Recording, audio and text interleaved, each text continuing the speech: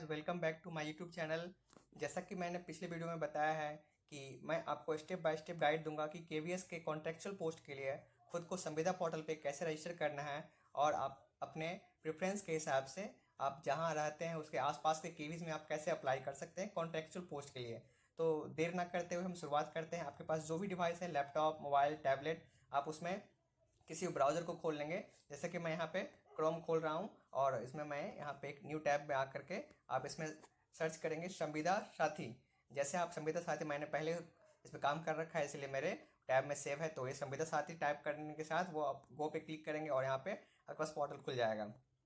और इसमें आपके पास सबसे पहला जो है ऑप्शंस आएगा रजिस्टर और रजिस्ट्रेशन करने का। और यहाँ पे सबसे पहले होम में आएंगे तो होम में देख रहे हैं कि यहाँ पे वेलकम टू केवीएस संविदा साथी पोर्टल आपका स्वागत कर रही है। यहाँ पे दो टैब है, रजिस्ट्रेशन का और login to continue application process के लिए यहाँ पे कुछ कुछ गाइडलाइंस दे रखे हैं। और यहाँ पे ट्रैक एप्लीकेशन ये दे रखा है कि आप जैसे रजिस्ट्रेशन करने के बाद आप अप्लाई करने के बाद आप देख पाएंगे कि स्कूल के द्वारा क्या क्या एक्टिविटी आपके फॉर्म की रिगार्डिंग हो रखी है।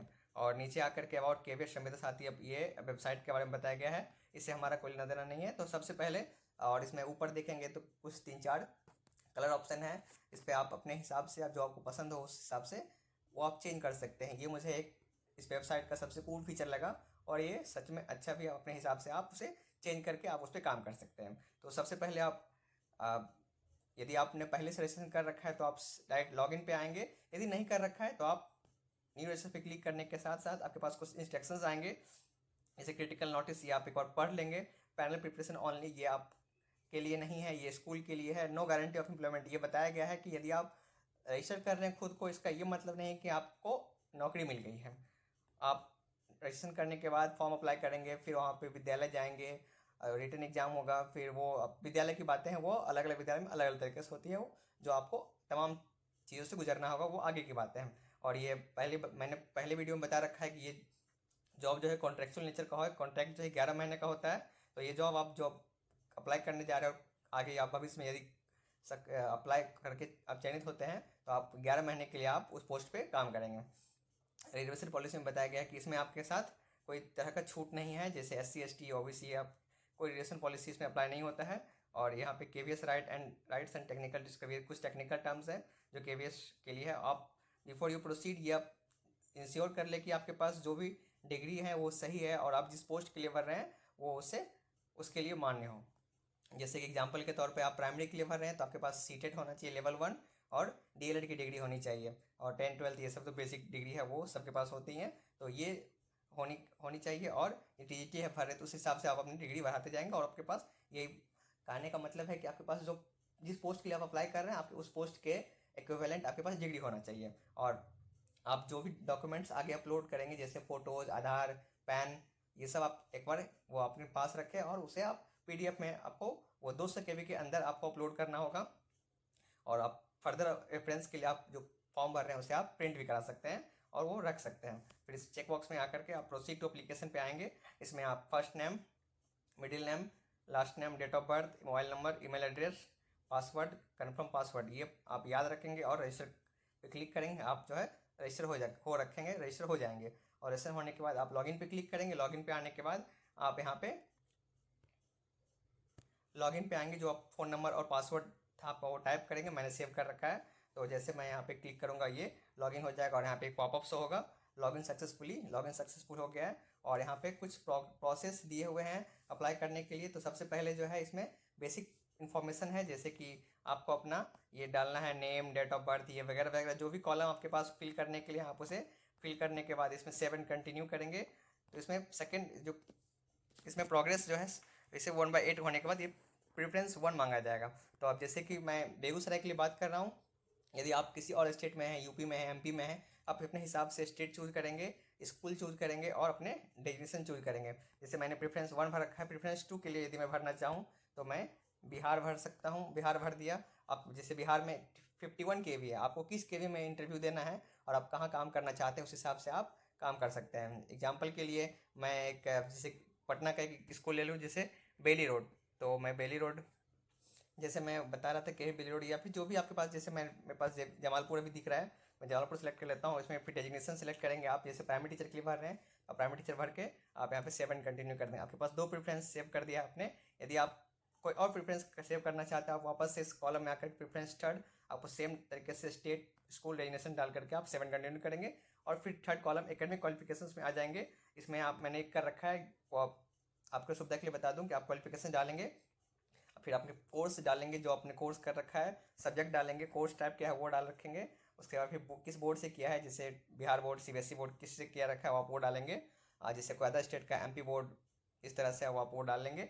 फिर कोर्स कितने मंथ का था वो डालने के बाद ईयर ऑफ पासिंग ईयर क्या था वो डालेंगे। फिर ग्रेड सिस्टम परसेंटेज था या सीजीपीए था, जो भी था वो मैक्सिमम मार्क, एवरेज और मार्क्स ऑप्शन डालने के बाद परसेंटेज वो ऑटोमेटिक कैलकुलेट हो जाएगा और उसे आप ऐड क्वालिफिकेशंस कर लेंगे। तो इस तरह से वहाँ पे लाइन में आकर के वो हो जाएगा। इस तरह से ये कॉलम स्टेप्स भरने के बाद हम प्रोफेशनल क्वालिफिकेशंस में आएंगे। इसमें प्रोफेशनल क्वालिफिकेशंस कहने का मतलब है आप सीटेट किए हैं, डीएलएड किए हैं, बीएड किए हैं, आप वो इसमें आप भरेंगे। जैसे कि आप क्वालिफिकेशन सीटेट लेवल 1 2 जो भी आपको भरना है वो भर लेंगे। सब्जेक्ट क्या था, जैसे लेवल 1 में तो ऑल सेलेक्ट होता है, आप या तो ऑल लिख ले या फिर आप एनए लिख दे।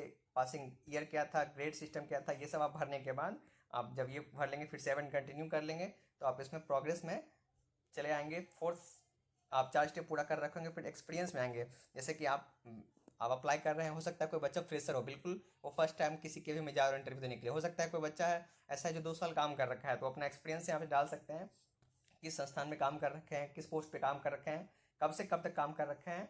और यदि आप वहाँ पे वापस से अभी भी काम कर रहे हैं तो आई करंटली वर्क यहाँ पे चेकबॉक्स पे क्लिक करेंगे और रिस्पॉन्सिबिलिटीज आप क्या क्या वहाँ पे देख रहे हैं, आप क्या क्या काम कर रहे हैं वहाँ पे मेंशन कर सकते हैं।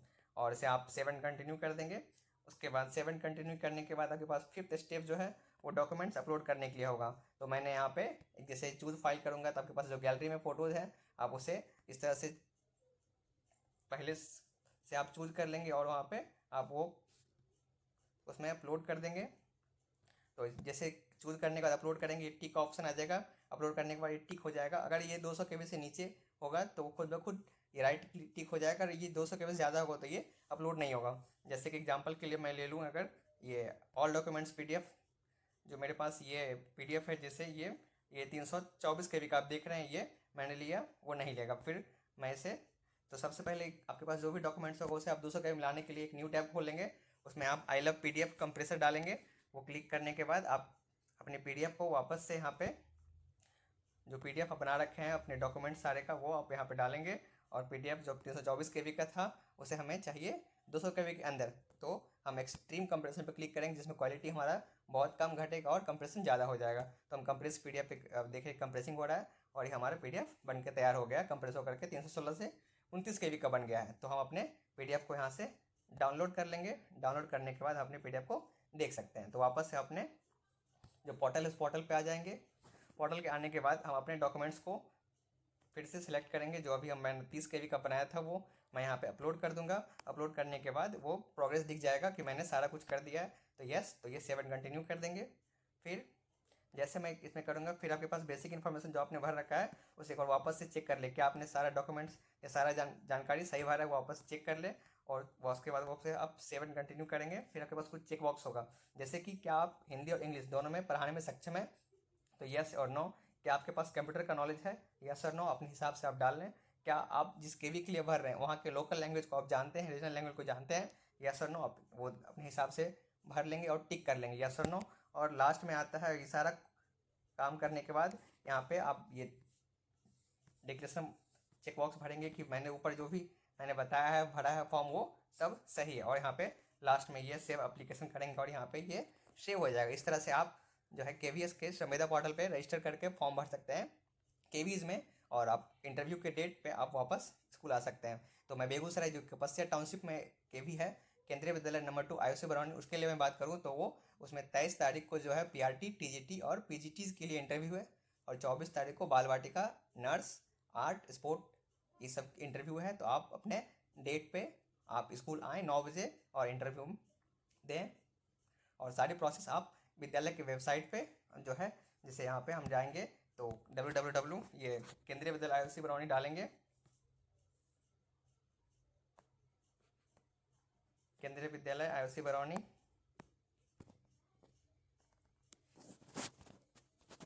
आयुषी बरौनी डालने के साथ ये हमारा पोर्टल खुल जाएगा। इस पोर्टल पे आने के बाद हम ये देखेंगे कि यहाँ पे आपके पास ताज़ा खबर में वो आप दिख रहा है कि उद्देश्य ये सब आप इसमें आप देख पाएंगे कि रिजल्ट कब आ रहा है, आप जो वो भरे हैं फॉर्म उसके लिए इंटरव्यूज़ डेट कब है, पैनल का क्या होना है वगैरह वगैरह आप इसमें देख सकते हैं। तो आप ये हमारे स्कूल का वेबसाइट है, आप उसमें विजिट करें। आप जैसे मान लीजिए कोई बच्चा गरहरा स्कूल में जाना चाहता है, वो वहाँ पे टाइप करेगा केंद्रीय विद्यालय